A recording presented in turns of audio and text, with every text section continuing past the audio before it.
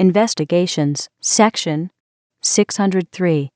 A. There is hereby authorized to be appropriated for each fiscal year, beginning with the fiscal year ending June 30, 1936, the sum of $2 million for expenditure by the Public Health Service for investigation of disease and problems of sanitation, including the printing and binding of the findings of such investigations, and F. or the pay and allowances, and traveling expenses of personnel of the Public Health Service, including commissioned officers, engaged in such investigations, or detailed to cooperate with the health authorities of any state in carrying out the purposes specified in Section 601, provided that no personnel of the Public Health Service shall be detailed to cooperate with the health authorities of any state, except at the request of the proper authorities of such state.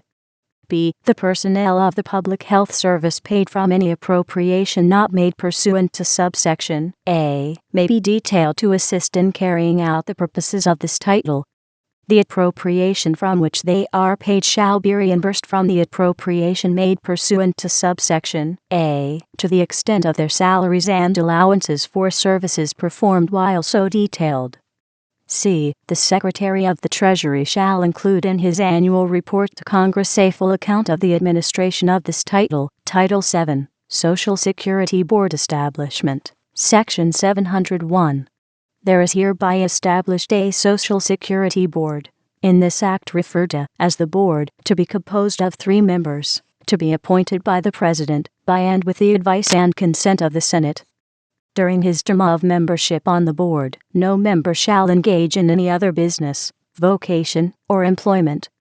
Not more than 2 of the members of the board shall be members of the same political party.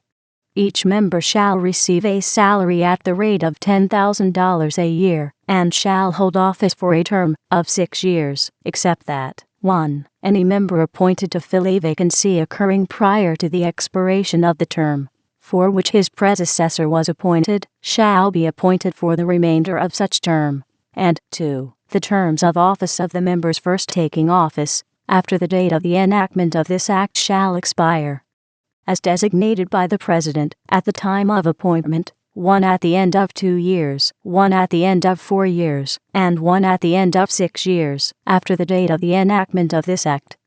The President shall designate one of the members as the chairman of the board. Duties of the Social Security Board, Section 702. The board shall perform the duties imposed upon it by this act, and shall also have the duty of studying and making recommendations as to the most effective methods of providing economic security through social insurance, and as to legislation and matters of administrative policy concerning old age pensions, unemployment compensation, accident compensation, and related subjects. Expenses of the Board, Section 703. The Board is authorized to appoint and fix the compensation of such officers and employees, and to make such expenditures as may be necessary for carrying out its functions under this act. Appointments of attorneys and experts may be made without regard to the civil service laws. Reports, Section 704. The Board shall make a full report to Congress at the beginning of each regular session of the administration of the functions with which it is charged. Title 8, Tax with respect to employment, Income tax on employees, Section 801. In addition to other taxes, there shall be levied, collected, and paid upon the income of every individual a tax equal to the following percentages of the wages, as defined in Section 811, received by him after December 31, 1936, with respect to employment, as defined in Section 811, after such date. 1. With respect to employment during the calendar years 1937, 1938, and 1939, the rate shall be 1%. 2. With respect to employment during the calendar years 1940, 1941, and 1942, the rate shall be 1%. 3. With respect to employment during the calendar years 1943, 1944, and 1945, the rate shall be 2%. 4. With respect to employment during the calendar years 1946, 1947, and 1948, the rate shall be 2%. 5. With respect to employment after December 31st, 1948, the rate shall be 3%. Deduction of tax from wages. Section 802. A. The tax imposed by Section 801 shall be collected by the employer of the taxpayer by deducting the amount of the tax from the wages, as and when paid. Every employer required so to deduct the tax is hereby made liable for the payment of such tax, and is hereby indemnified against the claims and demands of any person for the amount of any such payment made by such employer. B. If more or less than the correct amount of tax imposed by Section 801 is paid with respect to any wage payment, then, under regulations made under this title, proper adjustments, with respect both to the tax and the amount to be deducted, shall be made, without interest, in connection with subsequent wage payments to the same individual by the same employer. Deductibility from income tax. Section 803. For the purposes of the income tax imposed by Title I of the Revenue Act of 1934, or by any act of Congress in substitution therefor, the tax imposed by Section 801 shall not be allowed as a deduction to the taxpayer in computing his net income for the year in which such tax is deducted from his wages. Excise tax on employers. Section 804. In addition to other taxes, every employer shall pay an excise tax, with respect to having individuals in his employ, equal to the following percentages of the wages, as defined in Section 811, paid by him after December 31st, 1936, with respect to employment, as defined in Section 811, after such date. 1. With respect to employment during the calendar years 1937, 1938, and 1939, the rate shall be 1%. 2. With respect to employment during the calendar years 1940, 1941, and 1942, the rate shall be 1%. 3. With respect to employment during the calendar years 1943, 1944, and 1945, the rate shall be 2%.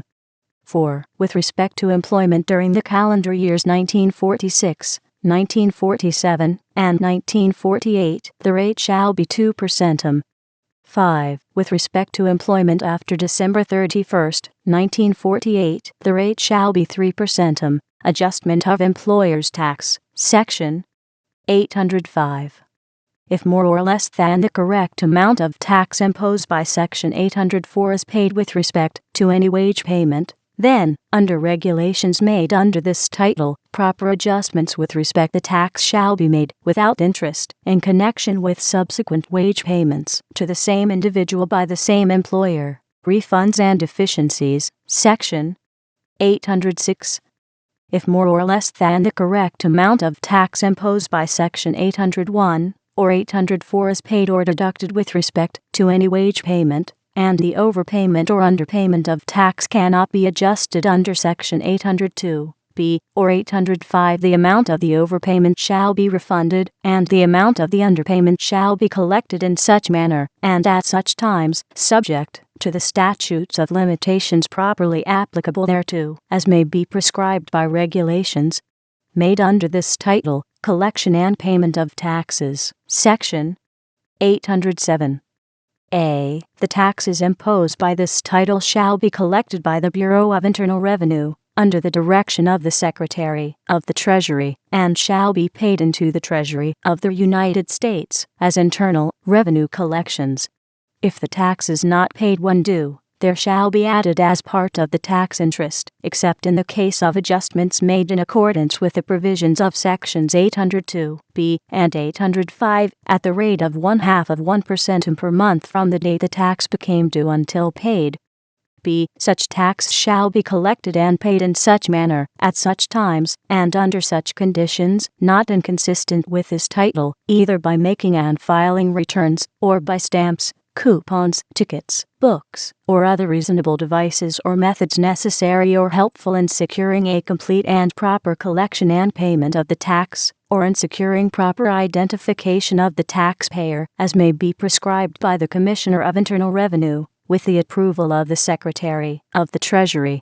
C. All provisions of law, including penalties, applicable with respect to any tax imposed by Section 600 or Section 800 of the Revenue Act of 1926, and the provisions of Section 607 of the Revenue Act of 1934, shall, insofar as applicable, and not inconsistent with the provisions of this title, be applicable with respect to the taxes imposed by this title. D. In the payment of any tax under this title, a fractional part of a cent shall be disregarded unless it amounts to 1/2 cent or more, in which case it shall be increased to 1 cent.